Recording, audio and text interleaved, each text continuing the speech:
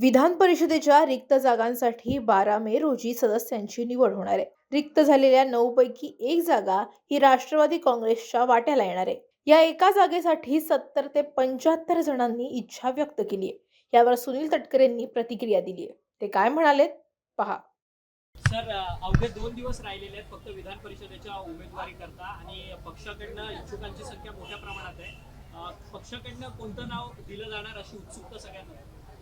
या संदर्भामध्ये वरिष्ठ पातळीवरची बैठक लवकरात लवकर अपेक्षित त्या ठिकाणी आहे। कारण की यावेळेला इच्छुकांची संख्या मोठ्या प्रमाणावरती राष्ट्रवादी काँग्रेस पक्षाकडे आहे। कारण दादांच्या दुर्दैवी निधनाच्या नंतर समर्थपणाने बहिणी मुख्यमंत्री म्हणून राष्ट्रीय अध्यक्ष म्हणून आता बारामतीच्या निवडणुकीला पोटनिवडणुकीला सामोरं जात असताना त्या धीरोदात्त पद्धतीने ते सामोरं जात आहेत। त्यामुळे पक्ष कार्यकर्त्यांच्या मनामध्ये एक तऱ्हेचा आत्मविश्वास आलेला आहे। दादांच्या जाण्याचं दुःख प्रत्येकाला नक्कीच आहे, पण शेवटी पक्षाची संघटन उद्याच्या कालावधीमध्ये मजबूत करण्याच्या शिवणातून आम्हाला सर्वांनाच पुढच्या कालावधीमध्ये अधिक नेटाने त्या ठिकाणी काम करावं लागणार आहे। अशा वेळेला द्वैवार्षिकच्या निवडणुका आहेत विधान परिषदेच्या। हे खरं आहे की 30 तारखेला अर्ज भरण्याची शेवटचा दिवस आहे आणि त्याच्यामुळे त्याच्यातला संदर्भातला निर्णय हा लवकरात लवकर त्या ठिकाणी अपेक्षित आहे। पक्षाची कोर कमिटीची बैठक कधी होऊ शकते? होईल नक्कीच आहे। 70-75 उमेदवारांची त्या ठिकाणी इच्छुक म्हणून पक्षाकडे मागणी आहेच। पूर्व विदर्भ, पश्चिम विदर्भ, मराठवाडा, उत्तर महाराष्ट्र, त्याचबरोबर कोकण, मुंबई, पश्चिम महाराष्ट्र अशा वेगवेगळ्या जिल्ह्यांतील वेगवेगळ्या प्रादेशिक भागांतील ताकदवान जे सहकारी आहेत त्यांची मागणी निश्चितच त्या ठिकाणी आहे। प्रदेशमध्ये पदाधिकारी आहेत त्यांचीही आहे।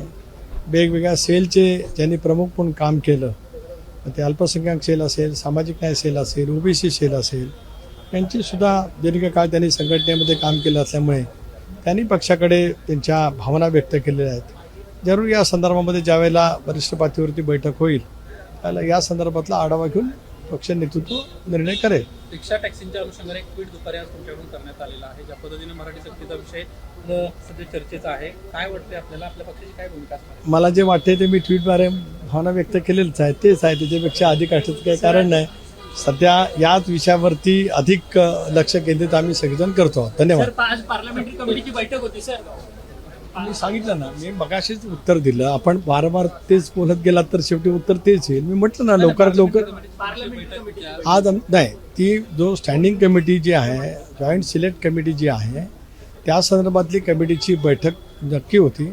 आमचे अध्यक्ष आहेत त्यांनी त्या ठिकाणी पत्रकार परिषद घेऊन त्याच्यातला एक ढोबळ ढाचा सांगितलेला आहे आणि जोपर्यंत हा आमच्या समितीचा अहवाल लोकसभेमध्ये सादर होत नाही, कारण जॉईंट सिलेक्ट कमिटी असल्यामुळे लोकसभा आणि राज्यसभा, तोपर्यंत त्याच्या अंतर्गत चर्चाही कधी आम्हाला बाहेर बोलता येत। धन्यवाद।